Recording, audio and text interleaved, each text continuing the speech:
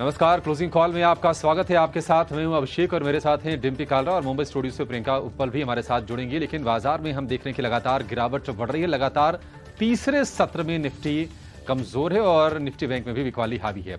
Nifty bank में हम देख रहे हैं कि प्रेशर ज्यादा बढ़ गया है क्योंकि अचानक से एसबीआई के शेयर में दिन के ऊपरी स्तरों से 3% के आसपास की फॉल आई। आईसीसी बैंक की बात करें जिसका कि इंडेक्स में अच्छा खासा वेटेज भी है, वहां पर भी हमने तेज बिकवाली देखी और बैंक निफ्टी सितंबर के ऊपरी स्तर से अब 1650 अंक नीचे आकर ट्रेड कर रहा है।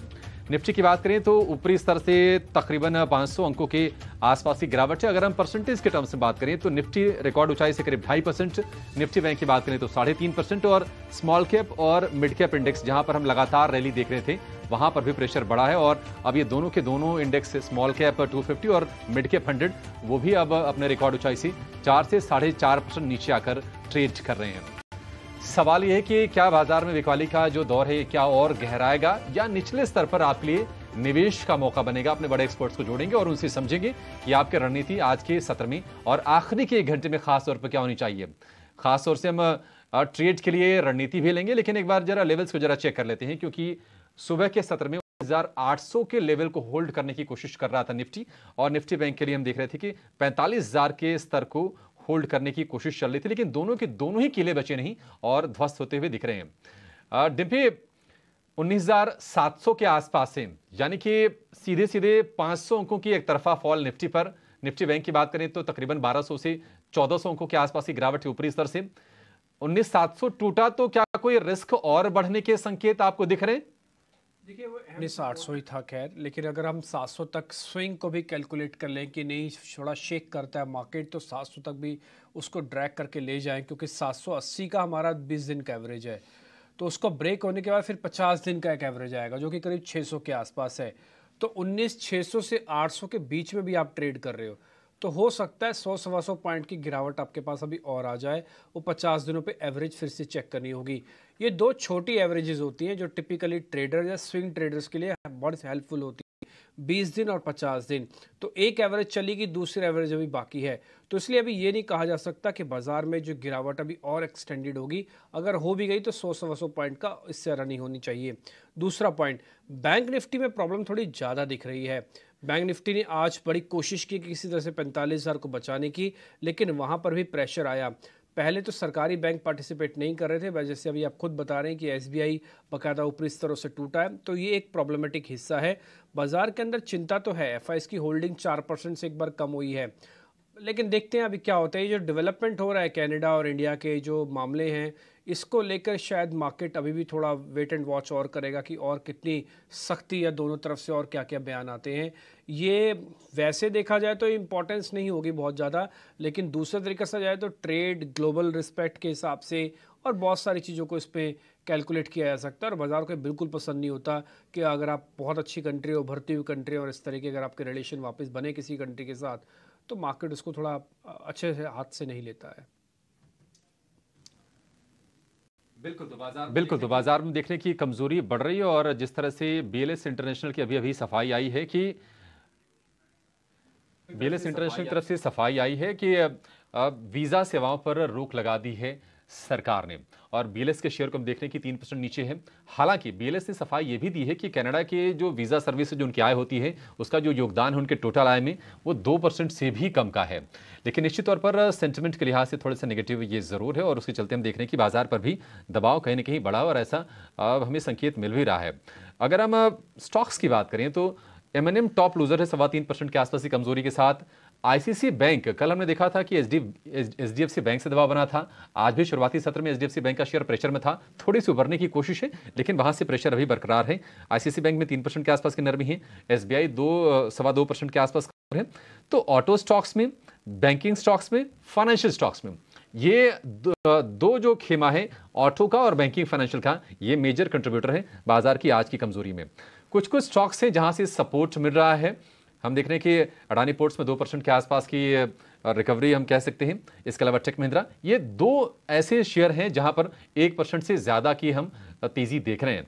लेकिन ये जरा मामले को समझते हैं कि आखिर ये कितनी गंभीर हो रही हैं चीजें, क्योंकि कनाडा ने जिस तरह से भारत पर आरोप लगाया कि निज्जर की हत्या में उनका हाथ था, उसके बाद भारतीय सरकार ने तमाम एक्शन लिए। डिप्लोमेटिक टेंशन कितनी बढ़ रही है। हमारे सहयोगी श्रिंजॉय हमारे साथ जुड़ गए हैं। श्रिंजॉय, बताइए क्या क्या अपडेट्स आ रहे हैं आपके पास? भारत डिसीजन ले चुके हैं, अब से कोई कैनेडियन सिटीजन का इंडियन वीजा नहीं मिलेगा। कनाडा में जितने इंडियन वीजा ऑफिस है वो बंद हो चुका है और हो रहा है। अब से देखा जाएगा क्या होगा, लेकिन ओसीआई कार्ड जिसका है कैनेडियन सिटीजन, उसका इतना तकलीफ नहीं है। लेकिन जो कैनेडियन बिजनेसमैन है यहाँ आने चाहते हैं, जो कैनेडियन सिटीजन्स है यहाँ आने चाहते हैं, उनके लिए वीजा नहीं मिलेगा।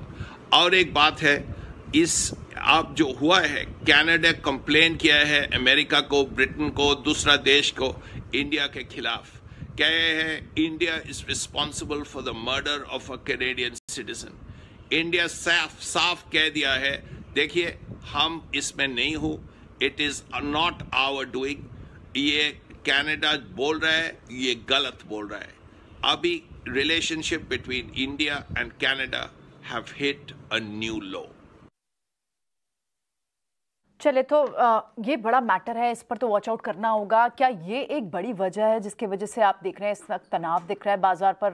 लगभग 1700-1800 पॉइंट्स तो आप निफ्टी पर, बैंक निफ्टी पर लूज आउट कर चुके हैं लास्ट 3-4 दिनों में। आज सुबह हमें कुछ इंटरेस्टिंग डेटा पॉइंट कुणाल भी बता रहे थे, लेकिन एक बार थोड़ा सा बाजार पर फंडामेंटल नजरिया लेते हैं। कुणाल, हमारे साथ विजय चोपड़ा है इस वक्त बात करने के लिए।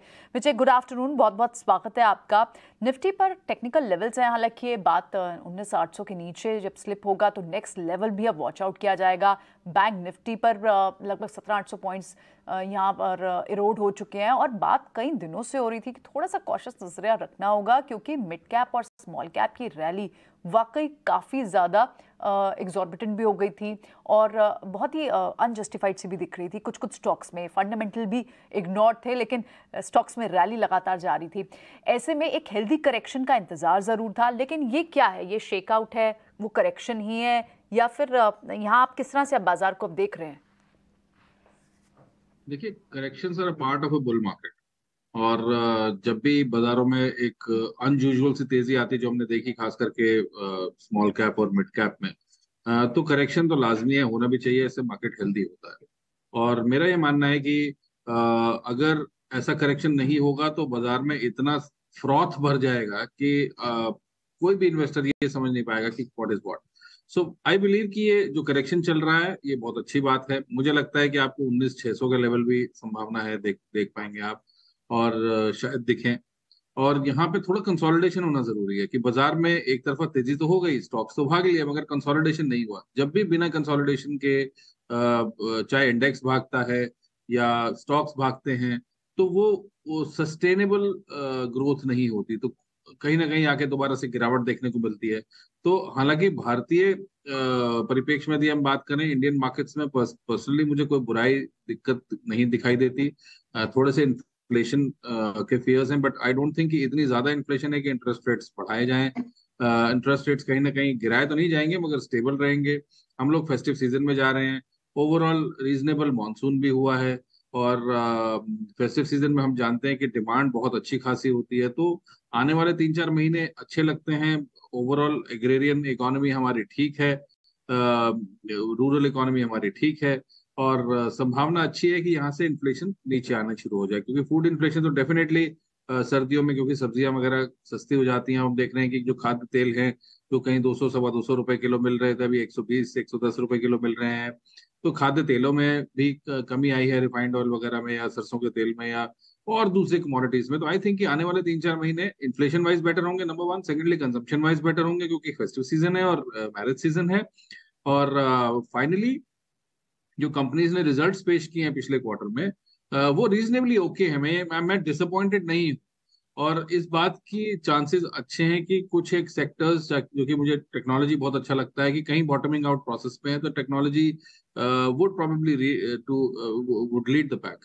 तो भारतीय बाजारों में जो हो रहा है वो जरूरी था, और आपके शो पे भी मैंने कई बार बोला, प्रॉफिट बुकिंग बहुत जरूरी है। लोग प्रॉफिट बुक नहीं करते हैं और वो फ्रेंजी में फंस जाते हैं।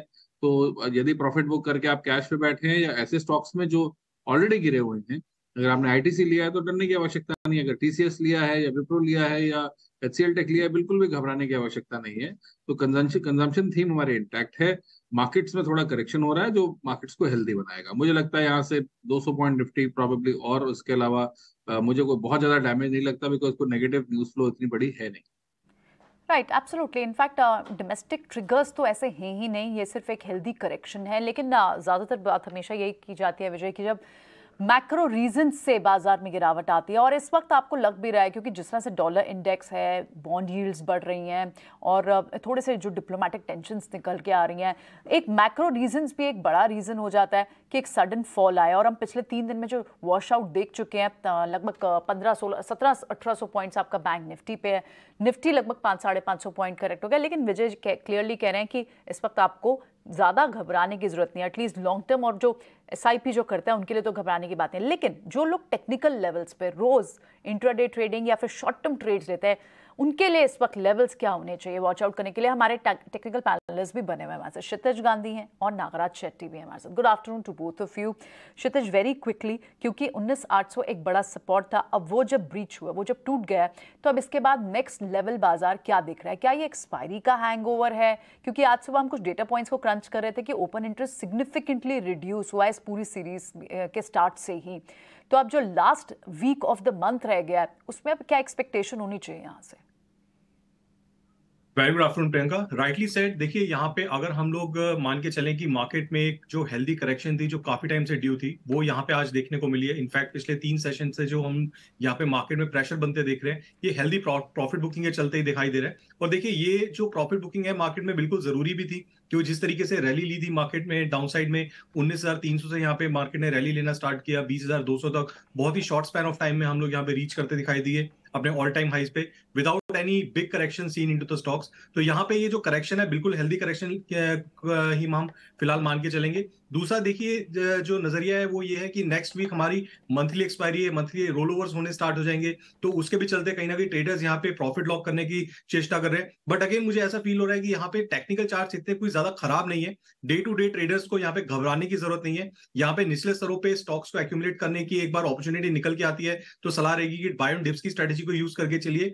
यस, हम लोगों ने आज बैंकिंग काउंटर में थोड़ा सा प्रेशर बनते जरूर देखा है। इनफैक्ट जो पीएसयू बैंक्स में यहाँ पे रैली आती दिखाई दी थी बीते कई हफ्तों में, कहीं ना कहीं प्रॉफिट बुकिंग के चलते वो भी प्रेशर में है। उसके वजह से यहाँ पे जो एचडीएफसी बैंक, आईसीआईसीआई बैंक जो दिग्गज है प्राइवेट सेक्टर में से, उनके अंदर यहाँ सेल ऑफ देखने को मिल रहा है। बट अगेन मैं यही सलाह दूंगा कि निचले स्तरों पे स्टॉक्स को, अच्छे स्टॉक्स को एक्यूमुलेट करिए। एक बार फिर से हम लोग यहाँ पे एक बार रोल ओवर, नेक्स्ट वीक हम रोल ओवर्स के अंदर जब एंटर करेंगे नेक्स्ट सीरीज के, मुझे लगता है जो तेजी हमें मार्केट में देखने को मिली थी एक बार फिर से जारी होती दिखाई देगी। तो ओवरऑल नजरिया मार्केट के ऊपर पॉजिटिव है। एक बार लेवल वाइज मैं समझा देता हूँ। लेवल वाइज देखिए, यहाँ पे डिम्पी जी ने समझाया कि हम लोग अपने 20 दिन की मूविंग एवरेज के नीचे फिसलते दिखाई दे रहे हैं। तो अब जो नेक्स्ट मेजर सपोर्ट आता है वो आता है निफ्टी में उसके 50 दिन की मूविंग एवरेज का, विच लाइज अप्रोक्सीमेटली 19,550 के अराउंड। तो 550-600 ये एक स्ट्रॉन्ग सपोर्ट बन के आएगा निफ्टी के लिए। और ऊपरी स्तरों पे एक बार बात करें तो एक बार फिर से हम लोग एक बार 19,900 20,000 के ऊपर मूव करते हैं, तो मुझे लगता है डाउन साइड फिर कहीं ना कहीं लिमिटेड होती दिखाई देगी।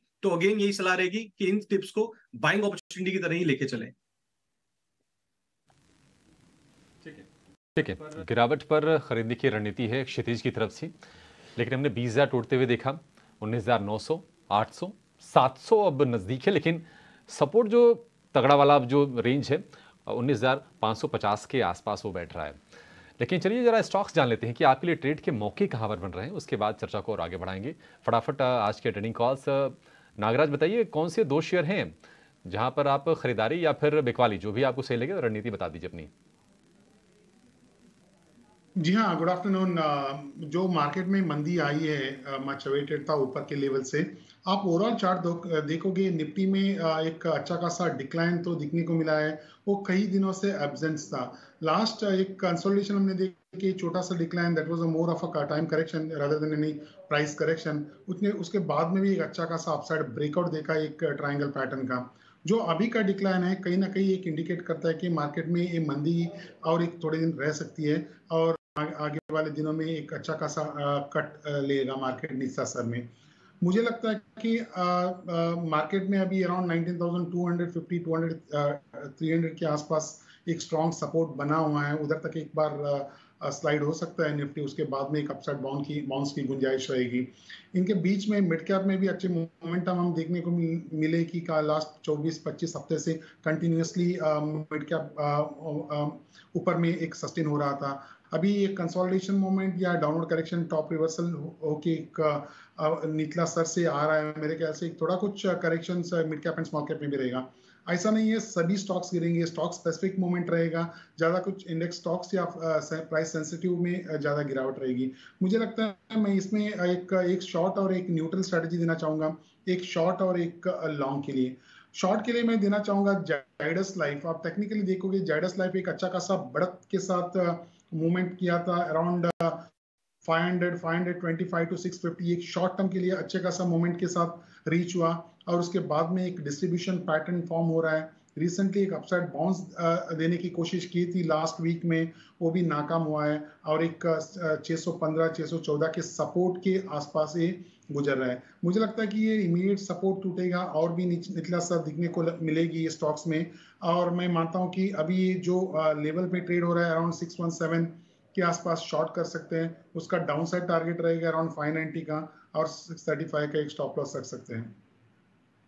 मेरा दूसरा कॉल है लॉन्ग साइड में गुजरात अंबुजा एक्सपोर्ट्स लिमिटेड। चार्टिकली देखोगे गुजरात अंबुजा एक स्ट्रॉन्ग अपसाइड ब्रेकआउट देने के बाद कंसोलिडेट किया। नॉर्मली हम डाउन ट्रेंड में हम देखते हैं कि कभी ये जो टेक्निकल अपसाइड ब्रेकआउट्स होता है वो फेल हो जाता है, लेकिन लास्ट 2 हफ्तों से अपसाइड ब्रेकआउट देने के बाद ये खड़ा रहा है, ऊपर के लेवल में सस्टेन हो रहा है, अराउंड 290 को 300 के आसपास ट्रेड हो रहा है।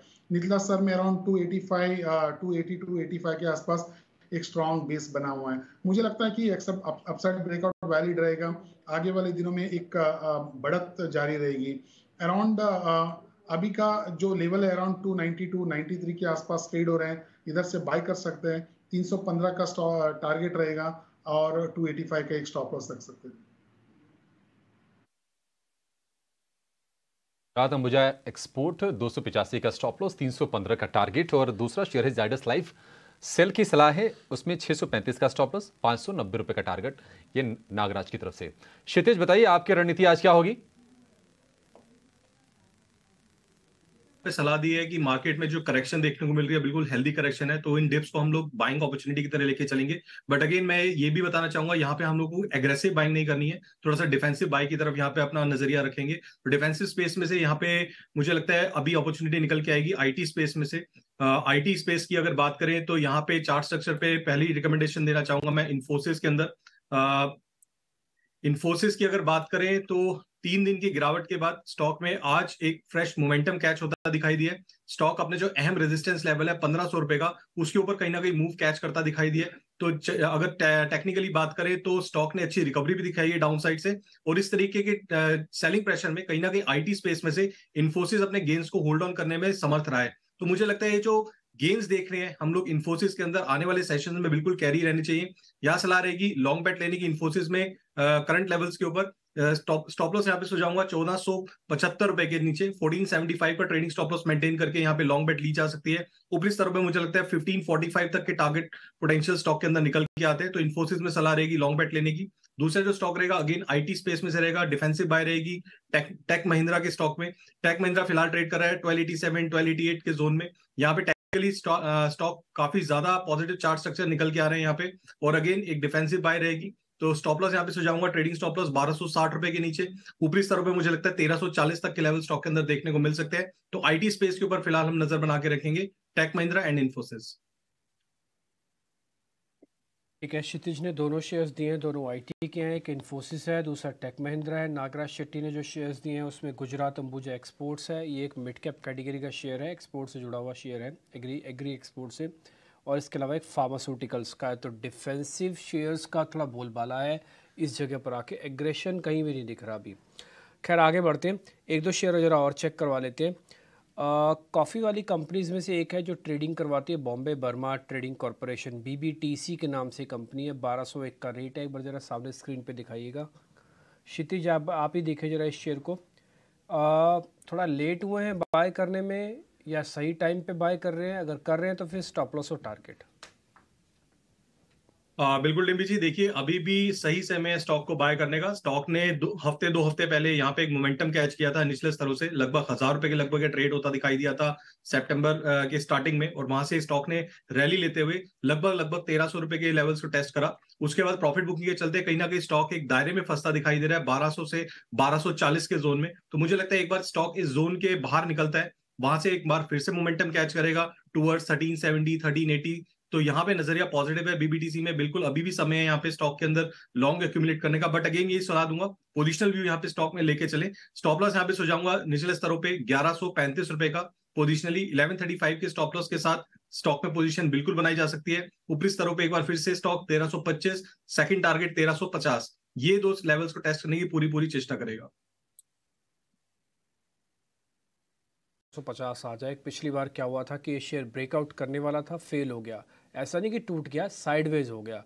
उम्मीद करते हैं इस बार आपकी जो एनालिसिस है काम आएगा, ये शेयर अच्छा चल जाएगा। इसमें बॉम्बे डाइंग की जो लैंड डील वाला हिस्सा है ना, वो भी बहुत हद तक इस शेयर पे इम्पैक्ट डालेगा। आपने ध्यान दिया होगा जिस दिन एक खबर आई थी उस दिन बॉम्बे बर्मा भी चला हुआ शेयर था। थोड़ा नोटिस कीजिएगा। कॉफ़ी नहीं, कॉफ़ी के अलावा भी बहुत सारी चीज़ें इसके अंदर अभी चल रही है। आगे बढ़ते हैं, जरा ऑप्शंस का काम भी आपके सामने रखते हैं, यानी कि ऑप्शंस का एक सौदा लेके आते हैं ऑप्शंस के चैंपियन में।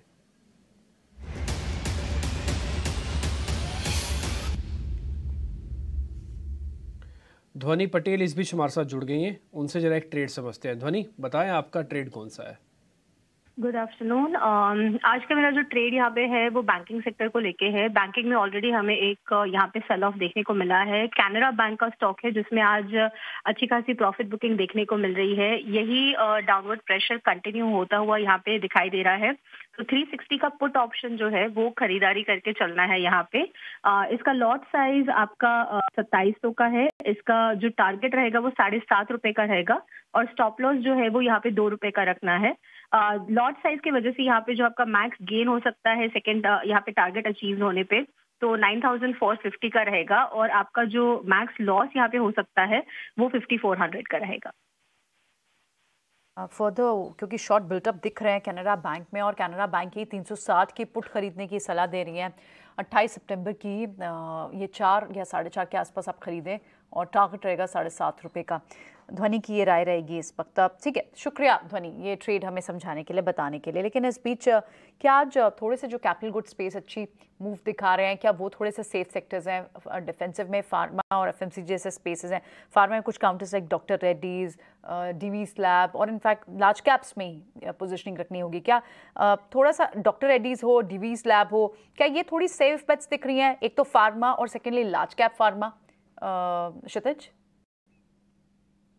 यहाँ पे जिस तरीके मार्केट प्रेशर बना हुआ है प्रियंका, मुझे लगता है यहाँ पे कहीं ना कहीं अब जो ट्रेडर्स हैं कहीं ना कहीं डिफेंसिव मूड में आते दिखाई देंगे। जैसे कि मैंने सुझाया आईटी स्पेस में से 2 स्टॉक्स मैंने सुझाए, तो साथ के साथ हम लोग देखते हैं यहाँ पे डिफेंसिव बाइंग कभी फार्मा स्टॉक्स में देखने को मिलती है। तो बिल्कुल जिस तरीके का प्रेशर बना हुआ है, मुझे लगता है यहाँ पे एग्रेसिव बाइंग ना करके थोड़ा सा डिफेंसिव मूड में यहाँ पे रहना चाहिए। तो फार्मा काउंट स्पेस की अगर बात करते हैं तो मुझे लगता है यहाँ पे सन फार्मा जो काउंटर है एक हमारा, ये यहाँ पे एक कंसोलिडेशन फेज के थ्रू स्टॉक गुजरता दिखाई दे रहा है। 1145 के लगभग यहाँ पे ट्रेड होता दिखाई दे रहा है। मुझे लगता है जिस तरीके की कंसोलिडेशन के थ्रू यहाँ पे निकलता दिखाई दे रहा है, एक बड़े मूव की तैयारी में, जिस तरीके का मार्केट प्रेशर है उसके अगेंस्ट एक मूव दिखाने की दमखम रखता है। तो अगर फार्मा स्पेस में नजर बना के रखनी है तो मुझे लगता है Sun Pharma would be a better contender from here on. ऊपरी स्तरों की बात करें लेवल वाइज, 1156 का एक इमीडिएट हर्डल दिखाई दे रहा है स्टॉक में। एक बार स्टॉक 1156 के ऊपर डिसिसिवली मूव करना स्टार्ट करता है तो स्लो एंड स्टेडी स्टॉक वहां से 1180 तक के मूव दिखाने का दमखम रखता है। तो सन फार्मा के ऊपर नजर बना के रख सकते हैं।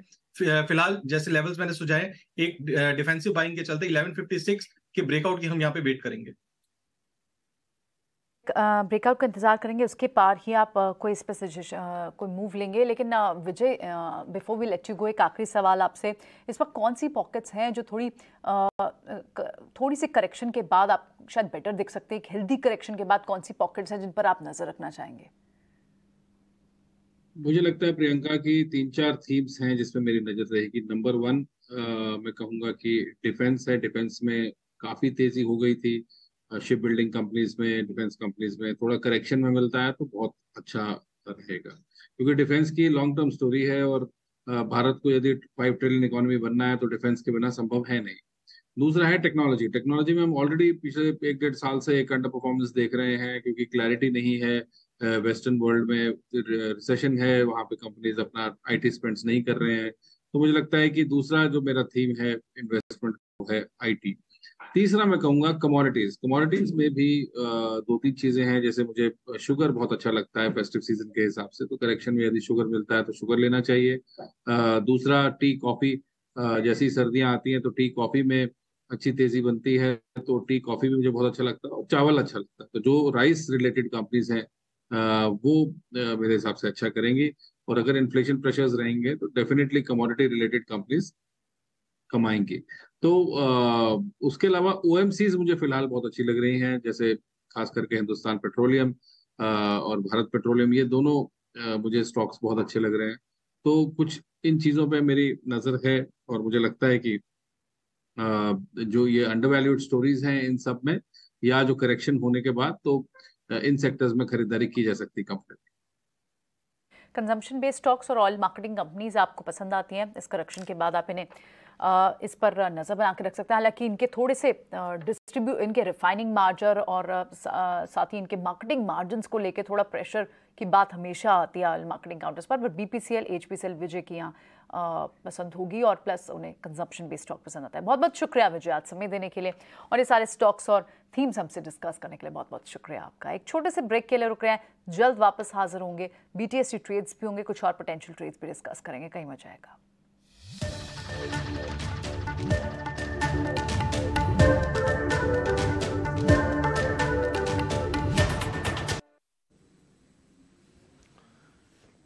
क्लोजिंग कॉल में आपका फिर से स्वागत है। बाजार में देख रहे हैं कि प्रेशर बढ़ता जा रहा है, खासतौर से निफ्टी बैंक अब 750 अंक नीचे है, 760 अंक नीचे है। 44,600 को बचाने की कोशिश चल रही है।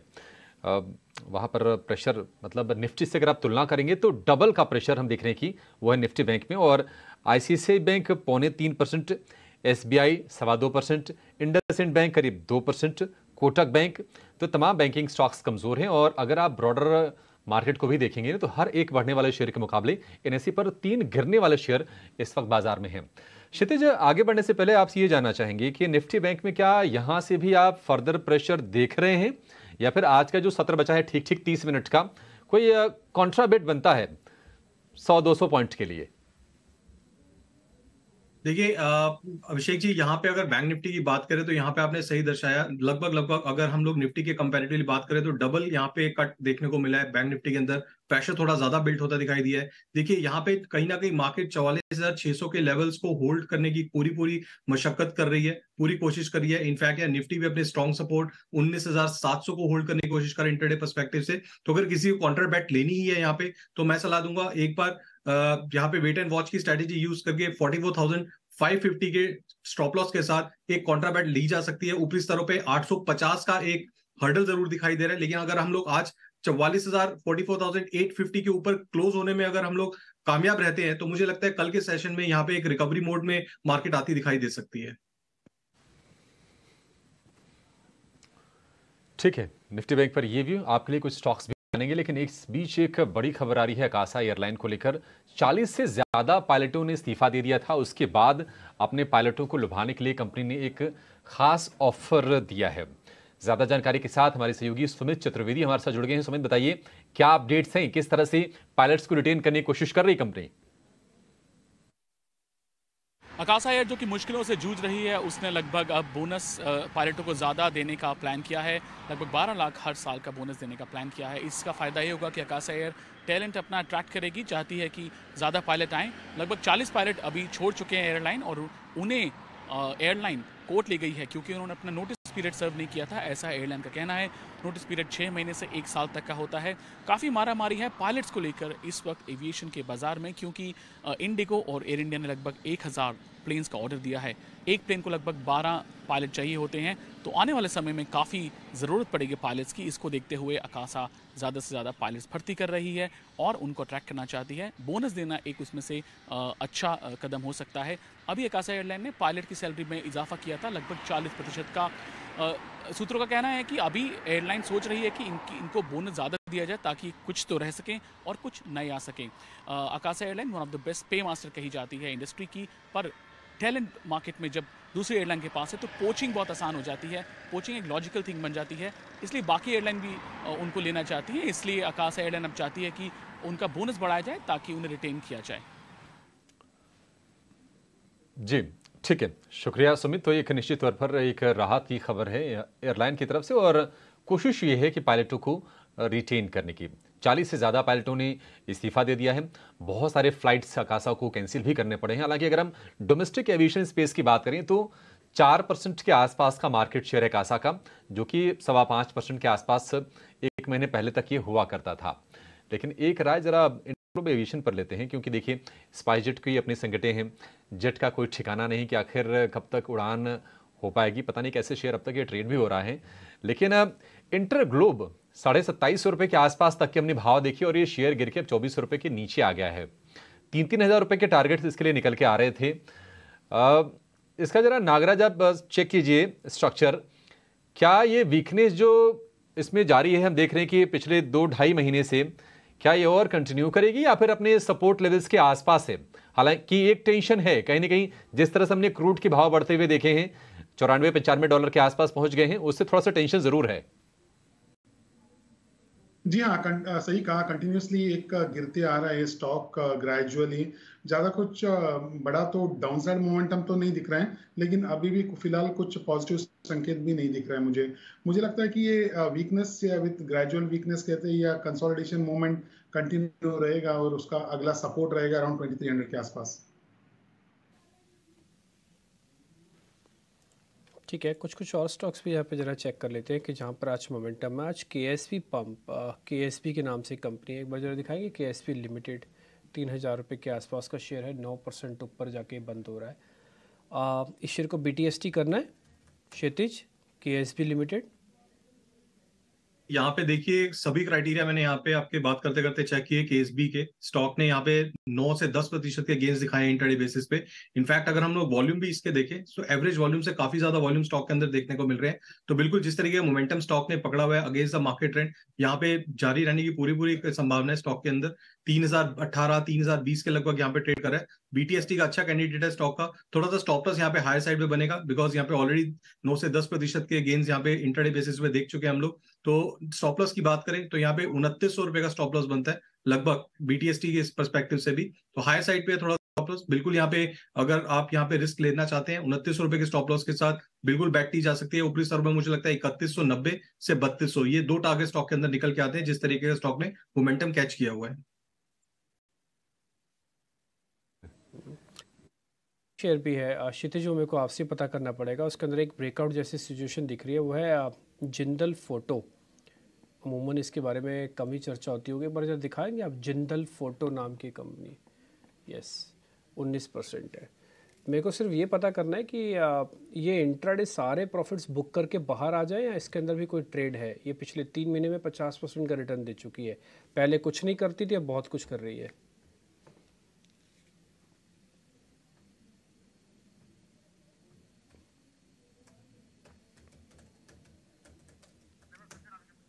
क्षितिज, आपको मिला है शेयर जिंदल फोटो? जी बिल्कुल। जिंदल फोटो की अगर हम लोग बात करें तो स्टॉक पिछले 2 दिन से स्टॉक अच्छे खासे गेंस यहाँ पे दिखा रहा है। लोअर साइड की बात करें तो 380 से यहाँ पे स्टॉक ने रैली लेनी स्टार्ट की। आज के सत्र में स्टॉक लगभग 540 के यहाँ पे ट्रेड करता दिखाई दे रहा है। देखिए यहाँ पे समझदारी यही रहती है कि जब इतने बड़े गेंस दिखा देता है स्टॉक, तो कहीं ना कहीं प्रॉफिट लॉक करना भी उतनी समझदारी होती है जितनी समझदारी से हम लोगों ने अच्छे स्टॉक्स को पिक करके ट्रेड लिया। तो सलाह रहेगी कि स्टॉक के अंदर फिलहाल अगर आपके पास 10 स्टॉक है तो लगभग 7 से 8 स्टॉक्स में प्रॉफिट बुक करिए, यानी कि 70 to 80% ऑफ द पोजीशन में यहाँ पे प्रॉफिट बुक लॉक करने की सलाह रहेगी। बाकी की पोजीशन को स्टॉप लॉस ट्रेल करते हुए अपनी कॉस्ट पे इस रैली को एंजॉय कर सकते हैं।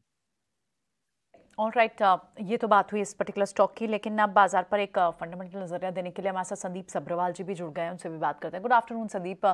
संदीप, एक हेल्दी करेक्शन से there is no denying to it, लेकिन इस वक्त की ये जो करेक्शन दिख रही है बाजार में, लगभग 3 दिन में 1700 पॉइंट्स बैंक निफ्टी से वॉश आउट हुए हैं, इनके पीछे आप रीज़न क्या देख रहे हैं? क्या ये मैक्रो रीज़न से प्रेशर है, क्योंकि डॉलर इंडेक्स को देखें आप, बॉन्ड यील्ड को देखें आप, प्लस थोड़ी सी जो इंडिया और कनाडा के बीच में जो डिप्लोमेटिक टेंशन चल रही है, क्या ये एक्सर्ट कर रहे हैं प्रेशर, या फिर डोमेस्टिक प्रॉफिट बुकिंग है, नॉर्मल है, और एक छोटा सा शेकआउट है? देखिए, इंडिया कनाडा इशू का तो मुझे नहीं लगता आज के दिन पे कोई असर है। आगे होगा या नहीं वो डिपेंड करेगा कैनेडियन पेंशन फंड क्या स्टांस लेते हैं और उनकी कोई सेलिंग आती है या वो लोग स्टेटस को पे रहते हैं, उसके बारे में हम आज के दिन कह नहीं सकते। ये एक डोमेस्टिक और ग्लोबल फिनोमेना दोनों है, क्योंकि जब मार्केट 20% निफ्टी और सेंसेक्स 20% चढ़ गए और मिड कैप इंडेक्सेस 35% चढ़ गए तो एक करेक्शन आएगा, मार्केट अपने भार के नीचे खुद गिरता है। तो 7-8% फ्रंटलाइन इंडेक्सेस में और 10-15% मिड कैप इंडेक्सेस में करेक्शन नॉर्मल है, और उसके होने की प्रोबेबिलिटी मुझे लगता है काफ़ी अच्छी खासी है अक्टूबर नवंबर तक, और वो अपॉर्चुनिटीज देगा उस समय खरीदने के लिए।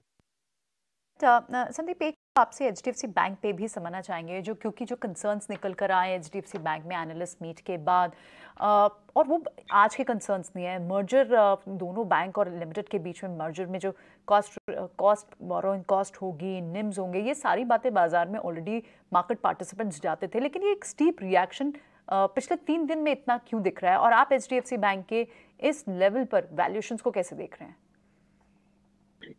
अभी भी एचडीएफसी बैंक एक्सपेंसिव है, क्योंकि जो उन्होंने कहा है वो मुझे तो उम्मीद थी कि होएगा, लेकिन काफी एनालिस्ट कुछ ज्यादा बुलिश थे, और पिछले क्वार्टर के रिजल्ट देख के भी काफी एनालिस्ट और बुलिश हो गए थे। तो उस हिसाब से हमें ये देखना पड़ेगा कि अगले 2 साल इनका प्रॉफिट्स पे प्रेशर रहेगा, और ट्रांजिशन जो हो रहा है मर्ज्ड एंटिटी में, CRR SLR requirement, priority sector, तो काफी इनको एडजस्टमेंट्स करने पड़ेंगे, तो इतना आसान नहीं रहेगा। तो अब 2 चीजें हो सकती हैं, या तो स्टॉक अच्छा खासा करेक्शन आ जाए, तो मुझे लगता है कि अगर 1350 के आसपास आता है तब मैं बाहर रहूंगा, या फिर एक ग्राइंड डाउन करके धीरे धीरे करेक्शन आएगा और अगले 1-1.5 साल ये अंडर परफॉर्म करेगा। तो इन दोनों में से कौन सी चीज होगी ये बताना मुश्किल है। तो या तो स्लो करेक्शन होता है तो काफी समय बाद मैं खरीदने की सोचूंगा, और अगर अच्छा खासा करेक्शन आ जाता है तो हम जल्दी भी खरीदने की सोच सकते हैं। ठीक है संदीप जी, नमस्कार, अभिषेक बोल रहा हूं। सर, आज के सत्र में हम देख रहे हैं कि ऑटो स्टॉक्स भी कमजोर हैं। बजाज ऑटो की बात करें तो 5000 के आसपास आके संघर्ष कर रहा है, करीब 2% के आसपास के नरमी है। हीरो मोटो की बात करें तो भाव फिर से 3000 रुपए के आसपास आ गए हैं, और यहां से अगर हम आगे देखें तो फिर दिवाली वाली बाइंग आएगी, उसके बाद से न्यू ईयर वाली। तो आपको लगता है कि क्योंकि चले हुए सारे के सारे स्टॉक्स हैं, खासतौर से 2 व्हीलर वाले भी, तो इसमें भी डिप्स पर क्या मौके बनेंगे, या फिर आपको लगता है कि अभी थोड़ा सा इनसे दूर रहना बेहतर है? देखिए, ओवरऑल जब पूरा मार्केट करेक्ट होगा तो ऑटो स्टॉक्स भी करेक्ट होंगे। इनमें से काफी ऑटो स्टॉक्स एक नए हाई में गए थे, महिंद्रा, बजाज ऑटो जैसे। तो उसमें क्या होता है कि ट्रेडर्स भी बहुत घुस जाते हैं, शॉर्ट टर्म इन्वेस्टर्स घुस जाते हैं, और जब रिवर्सल होता है तो काफी ये लोग बेच के निकलते भी हैं। तो वो सब फिनोमेना मेरे ख्याल से चलेगा अगले कुछ दिनों में। और उसके बाद ऑटो एक अच्छा सेक्टर है मेरे हिसाब से निवेश करने के लिए, तो करेक्शन में जरूर इस पे नजर रखनी चाहिए, लेकिन अभी कुछ समय बाकी है। ठीक है, करेक्शन में नजर रखनी चाहिए। सर, पावर शेयरों को लेकर आपका क्या व्यू है? क्योंकि हम देख रहे हैं कि बाजार थोड़ा थकता है तो साथ में थोड़े से नीचे जरूर आते हैं, लेकिन रिकवरी बहुत स्मार्ट होती है, तेज हो रही है। आपको लगता है कि अभी भी स्वीट स्पॉट्स बचे हुए हैं पावर में नए निवेश के लिए, या फिर जो पुराना निवेश जो कर चुके हैं, जिनको हैंडसम गेन हो चुके हैं, थोड़ा सा क्या प्रॉफिट टेकिंग के बारे में भी सोचें वो? या बिल्कुल प्रॉफिट टेकिंग करनी चाहिए, स्पेशली जनरेटिंग कंपनी जिनमें बहुत अच्छी रैली आई है, क्योंकि जनरेटिंग कंपनीज का return on equity, return on capital employed, ये सब बहुत खराब रहता है इंडिया में, तो और वो चेंज नहीं होने वाला है। तो ये जो एक बहुत बड़ा मूव आया है, क्योंकि वो सेक्टर फैंसी में आया है, तो उसमें स्पेशली जनरेटिंग कंपनीज में जिन्होंने अर्ली स्टेज पे निवेश किया है और उनके अच्छे प्रॉफिट्स बन रहे हैं, उनको जरूर प्रॉफिट बुकिंग करनी चाहिए। ठीक है सर, एक और चीज आपसे समझना चाहेंगे, क्योंकि हम देख रहे हैं कि क्रूड जो है वो $94 के आसपास जाके सस्टेन कर रहा है। आज एक बड़े दिग्गज से बातचीत कर रहे थे, उनका ये कहना था कि $80 के नीचे के वो भाव नहीं देख रहे अगले 1 साल में, और $100 तक जाएगा नहीं जाएगा इसको लेकर मतलब वो कुछ कह नहीं पाए। हालांकि उनका ये भी कहना है कि अमेरिका से डिमांड मजबूत है, चाइना से थोड़ा सा कमजोर है। आप क्रूड के प्राइसेस को और उसके इम्पैक्ट को भारतीय बाजार पर किस तरह से असेस कर रहे हैं? देखिए, क्रूड का असर जो एक जमाने में होता था, जब क्रूड का प्राइस बढ़ता था और उसका असर इन्फ्लेशन पे होता था, वो उससे अभी काफी कम हो गया है, लेकिन असर तो होता है। तो अगर क्रूड बहुत हाई रेट्स पे 90 के ऊपर सस्टेन करता है, तो वो Indian economic growth, inflation dynamic, और क्योंकि क्रूड से रिलेटेड बहुत और कमोडिटीज होते हैं, उनके भी प्राइस बढ़ते हैं, तो इन्फ्लेशनरी प्रेशर भी बढ़ता है। लेकिन क्रूड के भाव प्रिडिक्ट करना ये मुझे लगता है कि एक जो कहते हैं इम्पॉसिबल है। तो ये जो भी एक्सपर्ट कुछ भी कहते हैं, तो मुझे लगता है कि क्रूड का प्राइस प्रेडिक्ट करना है वो तो बहुत इम्पॉसिबल टास्क है, तो ये मैं करने की कोशिश नहीं करूँगा। ओके संदीप सर, बहुत बहुत शुक्रिया, थैंक यू वेरी मच, आज आपने समय दिया, अच्छे से बातचीत हुई, बहुत शुक्रिया इसके लिए। आगे बढ़ते हैं, वापस से टेक्निकल एनालिस्ट के पास पहुंचते हैं और उनसे ज़रा कुछ एक ट्रेड चेक करवा लेते हैं, कहीं पे कुछ BTST या STBT वगैरह है तो। क्षितिज ये काम करें आपसे, आपके पास STBT या BTST तो पहले आप बता दो, नहीं अगर आपके पास नहीं है तो फिर हम पूछ लेते हैं आपसे। BTST की कैंडिडेट को यहाँ पे मैं सर्च करने की कोशिश कर रहा हूँ। इनफैक्ट मार्केट सपोर्ट लेने की पूरी चेष्टा कर रही है, 19,700 के लेवल्स को होल्ड करने की कोशिश कर रही है। तो अगेन यहाँ पे फोकस रहेगा एम्फेसिस के स्टॉक पे। एम्फेसिस की बात करें तो यहाँ पे मार्केट के अगेंस्ट स्टॉक ने यहाँ पे गेन्स को होल्ड करता दिखाई दिया है। अपने 20 दिन की मूविंग एवरेज पे यहाँ पे सपोर्ट लेके डेली चार्ट्स पे एक मोमेंटम कैच करता दिखाई दिया है। तो यहाँ पे अगर BTST कैंडिडेट की बात करें तो emphasis could be a candidate for BTST। अच्छे रिस्क रिवॉर्ड मिल रहे हैं यहाँ पे, 2485 के लगभग यहाँ पे स्टॉक ट्रेड करता दिखाई दे रहा है। 2450 2450 के स्टॉप लॉस के साथ यहाँ पे पोजीशन बनाई जा सकती है। ऊपरी स्तरों पे मेरे को लगता है 2540 तक के लेवल्स कल के सेशन में स्टॉक के अंदर आते देख सकते हैं हम लोग। तो एम्फेसिस के ऊपर यहाँ पे नजर बना के चल सकते हैं। ठीक है, नागराज आपकी तरफ से कोई STBT या BTST? आपका वैसे by the way Gujarat Ambuja export अच्छा चल रहा है, 7% हो गया सर वो। मैंने जो कहा था 2 स्टॉक्स, मैं उधर वही स्टॉक्स पे अड़े रहना चाहूंगा, क्योंकि गुजरात अंबुजा एक्सपोर्ट एक टेक्निकली एक अच्छे पोजीशंस में ब्रेकआउट होने के बाद सस्टेन हुआ है। मेरे ख्याल से उसका वैलिड ब्रेकआउट होना चाहिए और आगे वाले दिनों में और भी तेजी आना चाहिए। दूसरा जाइडस लाइफ शॉर्ट के लिए मेरा, और उसका एक सपोर्ट पे एक खड़ा है, ऑलमोस्ट एज पे है, उसका डाउन साइड ब्रेकआउट एक्सपेक्टेड है। मुझे लगता है कि अराउंड 615 613 का जो सपोर्ट है वो ब्रेक करेगा आगे वाले दिनों में। दोनों में एक बाय और एक सेल में, जैसे मैंने कहा था शुरुआती शो में, एक ट्रेड कर सकते हैं। ठीक है, ओके। ये तो कुछ BTST ट्रेड्स की बात हुई है, लेकिन अडानी स्टॉक्स भी अच्छी स्ट्रेंथ को होल्ड किए हुए हैं। इनफैक्ट अब अडानी पोर्ट्स को देखें, अडानी एंटरप्राइज को देखें, वहाँ पर मूव है। और साथ ही जितने भी क्रूड डेरिवेटिव्स हैं, ऑयल मार्केटिंग कंपनीज को आप देखें, पेन स्टॉक्स को देखें, वहाँ पर भी इनफैक्ट लग रहा है कि थोड़ी सी ब्रीदर के बाद अब चलने शुरू हैं। क्या कोई oil marketing counter HPCL BPCL दोनों में अच्छी मूव है, पेन काउंटर्स में आपको अच्छी मूव दिख रही है, क्या ये कैरी फॉरवर्ड ट्रेड्स होंगे, यहाँ कुछ इनिशिएट करेंगे आप नागराज? आप BPCL HPCL IOC का आप चार्ट देखोगे, चार्टिकली कई दिनों से एक मंदी के लक्षण में था और रिसेंटली एक कंसोलिडेशन होने की एक चांसेस लग रहे हैं। मुझे लगता है कि आगे वाले दिनों में एक छोटा सा अपसाइड बाउंस तो ड्यू है, काफी गिरने के बाद सपोर्ट के आसपास ट्रेड हो रहे हैं तीनों स्टॉक्स। मुझे लगता है कि एक छोटा सा बाउंस आएगा आगे वाले दिनों में। इसके लिए आप यहाँ पर लेवल्स पर होल्ड कर सकते हैं या फिर एंट्री पॉइंट ढूंढ सकते हैं। लेकिन इस बीच बाजार में बहुत बड़ी कोई रिकवरी नहीं है, लेकिन सिर्फ 20-25 पॉइंट्स की आपको रिकवरी दिख रही है। 19,800 के नीचे ज़रूर है, लेकिन फर्दर और स्लाइड नहीं हुआ है। और बैंक निफ्टी पे आपको लगभग 750 पॉइंट्स की गिरावट, वहाँ से कोई बड़ी मेजर रिकवरी नहीं दिख रही है। लेकिन life insurance counters, HDFC life में वहाँ पर अब थोड़ी सी मूव पीछे के कुछ मिनटों में दिखी है। और प्लस मेटल्स एक फिर भी एक स्पेस है जहाँ पर आपने देखा गेंस को होल्ड अप किया है। और क्या अब इस वक्त डिफेंसिव जो थोड़े बहुत IT स्टॉक्स भी दिख रहे हैं, क्योंकि अच्छी खासी गिरावट उनमें आ चुकी है। एक्सपेक्टेशन है कि क्वार्टर रिजल्ट्स अच्छे आएंगे, डील विंस को लेकर जो कंसर्न थी वो कंसर्न भी काफ़ी कुछ एड्रेस होते हुए दिख रहे हैं। तो क्या इस वक्त फार्मा FMCG ये तो डिफेंसिव की तरफ ट्रीट होता ही था, थोड़ा सा IT को भी क्या डिफेंसिव की तरफ मार्जिन ऑफ सेफ्टी के कारण ट्रीट करना चाहिए इस वक्त क्षितिज? बिल्कुल Priyanka, I agree with your point. यहाँ पे डिफेंसिव स्पेस की तरह बिल्कुल यहाँ पे ट्रीट करना चाहिए। In fact start of the show मैंने यहाँ पे IT स्पेस में से स्टॉक्स सुझाए थे, इन्फोसिस, टेक महिंद्रा।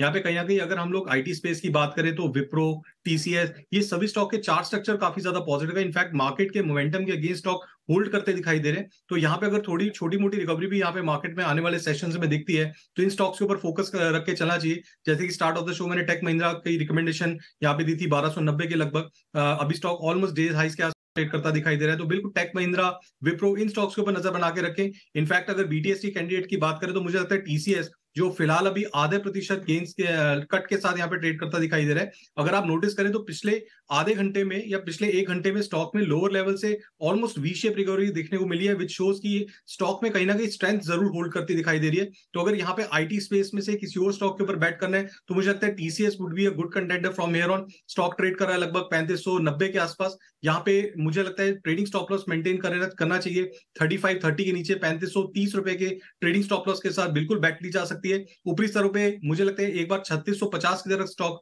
मूव करता दिखाई देगा। तो आईटी स्पेस में से TCS would be once again good contender for a BTS trade from here on. और यस, इवन आई फॉरगॉट कि आपने इन्फोसिस तो स्टॉक स्टार्ट में ही दिया था और अब टीसीएस पर भी एक यहाँ पर रिकमेंडेशन आ रही है। लेकिन कुछ और कैंडिडेट्स यहाँ पर थोड़े शॉर्ट कवर होते हुए दिखाई दें, क्योंकि इंटरडे ट्रेड्स भी स्क्वायर ऑफ हो रहे होंगे। उसमें ओएमसी के काउंटर्स तो हैं ही, टेक महिंद्रा की हमने बात की, बीएचईएल में भी थोड़ी सी मूवमेंट आपको दिख रही है इस वक्त। क्या कैपिटल गुड स्पेस से भी बेट्स ढूंढी जा सकती हैं, जिस तरह से मूव कमिंस दिखा रहा है और इनफैक्ट दूसरे थर्मेक्स जैसे काउंटर्स में, बीएचईएल जैसे काउंटर्स में आपको मूव दिख रही है? नागराज, आप इस पर व्यू देंगे कोई? जी हाँ, बीएचईएल का आप चार्टिकली आप नजरिया करोगे कि कंटिन्यूसली अप ट्रेंड में था और रिसेंटली हमने देखा कि एक 145-146 के आसपास से एक डाउनवर्ड करेक्शन में आया। मुझे लगता है कि ये जो वीकनेस है और भी कंटिन्यू रहेगा। मैंने इधर से एक अपसाइड बाउंस की तो गुंजाइश तो कम लग रहा है मुझे, लेकिन आगे वाले दिनों में स्टॉक और भी नीचे आ सकते हैं। 114-115 के आसपास एक सपोर्ट बनेगा इनिशियली। उसे नाम बस नाम बीएचईएल को लेकर ये व्यू। बीएचईएल को हमने देखा था कि 150 रुपए के आसपास तक भाव गया, वहां से फिर प्रॉफिट टेकिंग का शिकार हुआ ये शेयर। लेकिन कल हफ्ते का आखिरी कारोबारी सत्र है, लेकिन कल के लिए कौन से ट्रिगर्स अहम होंगे बताने के लिए हमारी सहयोगी वामाक्षी हमारे साथ जुड़ गई हैं। वामाक्षी, बताइए क्या है इवेंट्स टू वॉच? जी बिल्कुल, शुरुआत करेंगे हम कुछ इंपॉर्टेंट इकोनॉमिक इवेंट्स के साथ। तो कल S&P ग्लोबल मैन्युफैक्चरिंग सर्विसेज और कंपोजिट PMI का डेटा आने वाला है USA, UK और यूरोजोन की तरफ से। इसके अलावा अगर हम देखें प्राइमरी मार्केट्स की अगर हम बात करें तो यहाँ पर भी हम देख रहे हैं काफ़ी सारे IPOs आ रहे हैं, खुल रहे सब्सक्रिप्शन के लिए, काफ़ी सारी लिस्टिंग्स हो रही है। और कल भी हम देखेंगे कि 2 IPOs जो है साइसिप्स और सिग्नेचर ग्लोबल, ये बंद होने वाले हैं सब्सक्रिप्शन के लिए। इसके अलावा अगर हम देखें मनोज वैभव जेम्स एंड ज्वेलर्स लिमिटेड का जो IPO है वो कल खुल रहा है और ये खुला रहेगा 26 सितंबर तक सब्सक्रिप्शन के लिए। तो लार्जली ये थे सारे इंपॉर्टेंट इवेंट्स जो आपके रेडार पर होने चाहिए कल के ट्रेडिंग सेशन के लिए।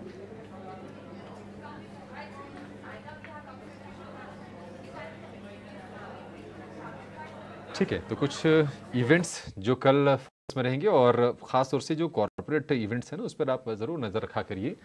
कई बार ना एक्स डिविडेंड जो शेयर होते हैं वो आपके नज़र में कई बार नहीं रहते हैं। जब शेयर आपको गिरा हुआ दिखता है तो आपको लगता है कि अच्छा, अचानक से पैसे चले कहाँ से गए। तो ये कुल कुछ स्टॉक्स हैं, डिक्सन टेक, GMDC, मिश्र धातु, NFL, इसके अलावा टीटागढ़ रेल सिस्टम, ये तमाम शेयर कल इनकी डिविडेंड की एक्स डेट है, ये आप ज़रूर ध्यान में रखिएगा। लेकिन कुछ और स्टॉक्स 3:20 हो गए हैं, 10 मिनट के आसपास का सत्र बचा है। एक बार जरा अडानी पोर्ट्स पर आपसे व्यू लेना चाहेंगे क्षितिज, क्योंकि हालांकि अडानी ग्रुप की किसी और कंपनी के लिए अच्छी खबर आई थी, लेकिन शेयर ये चल रहा है। हालांकि ऊपरी स्तर से ये भी 1-1.25% नीचे जरूर आया है, लेकिन अडानी पोर्ट्स 830 के आसपास है। कोई ट्रेड बन रहा है इसमें? अभिषेक जी, फ्रैंकली स्पीकिंग अभी अदानी पोर्ट की अगर बात करें तो कोई ट्रेड तो बनता नहीं दिखाई दे रहा है। अगर हालांकि स्टॉक ने एक अच्छा मोमेंटम जरूर कैच किया था बीते कई दिन पहले। स्टॉक ने हाईस टेस्ट किए थे 885, 887 के लगभग, बट अगले कहीं ना कहीं स्टॉक्स में जो गेन्स देखने को मिले थे फिजल आउट होते दिखाई दिए और फिर उन्हीं लेवल से स्टॉक में एक प्रेशर भी बिल्टअप होते दिखाई दिए। फिलहाल देखिए सलाह रही कि स्टॉक में से थोड़ा सा भी दूरी बना के रखें, वेट एंड वॉच की स्ट्रेटेजी यहाँ पे यूज करना थोड़ा सा कारगर रहेगा, बिकॉज अभी फिलहाल के लिए मुझे ऐसा लग रहा है चार्ट पे कंसोलिडेशन फेज के थ्रू स्टॉक गुजरता दिखाई दे सकता है। यहाँ पे लेवल सुझा देता हूँ सपोर्ट और रेजिस्टेंस की, जिस रेंज में मैं एक्सपेक्ट कर रहा हूँ कि स्टॉक मूव करना चाहिए। ऊपरी स्तरों पे बात करें तो 850 के लगभग एक स्ट्रॉन्ग हर्डर स्टॉक के अंदर डेवलप होता दिखाई दिया है। निचले स्तरों की बात करें तो 820, यहाँ पे एक स्ट्रॉन्ग सपोर्ट भी डेवलप होता दिखाई दिया है। तो इनफैक्ट अगर 820 से 850 की रेंज में जब तक स्टॉक ट्रेड कर रहा है, मुझे लगता है साइडवेज मूव्स या फिर एक कंसोलिडेशन स्टॉक के अंदर देखने को मिल सकती है। तो किसी फिलहाल बड़े मूव की तो एक्सपेक्टेशन रखना मुझे नहीं लगता कि कारगर रहेगा, तो थोड़ा सा साइडलाइन रहने की यहाँ पे सलाह रहेगी। शेयर कई बार कोई ट्रेड ना लेना ना अच्छी रणनीति होती है। No trade is good trade कई बार। प्राइम फोकस नागराज, हम देख रहे हैं कि ये शेयर करीब 15% ऊपर है। के स्मॉल कैप इंडेक्स में लगातार 3 सत्र से कमजोरी है, रिकॉर्ड पर रिकॉर्ड बनाने के बाद। प्राइम फोकस 94 रुपए के आसपास के प्राइसेस हैं, 100 रुपए की तरफ फिर से यह बढ़ता हुआ शेयर दिख रहा है। क्या इसमें BTST के मौके बन रहे हैं क्या? टेक्निकली ये कंटिन्यूस डाउन ट्रेंड में था। लास्ट कई एक आध 2 महीने से एक कंटिन्यूस शार्प डिक्लाइन दिखने को मिला। हमने इसका जो हाई आप देखोगे 130 के आसपास से 80 रुपीज तक निचला स्तर तक आप पहुंचा अराउंड सितंबर के मिड ऑफ सितंबर तक। आज का एक अपसाइड जो ब्रेकआउट देने की कोशिश की है 200 डे EMA और एक कंसोलिडेशन का अराउंड 93-94 का, कहीं ना कहीं एक इंडिकेट करता है कि एक शॉर्ट टर्म के लिए इसका एक बॉटम रिवर्सल हो गया है अराउंड 80 के आसपास। जो मुझे लगता है कि ये अपसाइड बाउंस आज जो शुरू हुआ है एक थोड़े दिन तो जरूर रहेगा, irrespective of the market decline, irrespective of the mid cap small cap के वीकनेस के बावजूद स्टॉक्स में अच्छा खासा स्ट्रेंथ दिखाई है। मुझे लगता है कि एक आध 2 दिन इस स्टॉक्स में एक बढ़त तो रहेगी। आगे वाले दिनों में 102-103 के आसपास जो रेसिस्टेंस है इनिशियल, उसको रीच हो सकता है।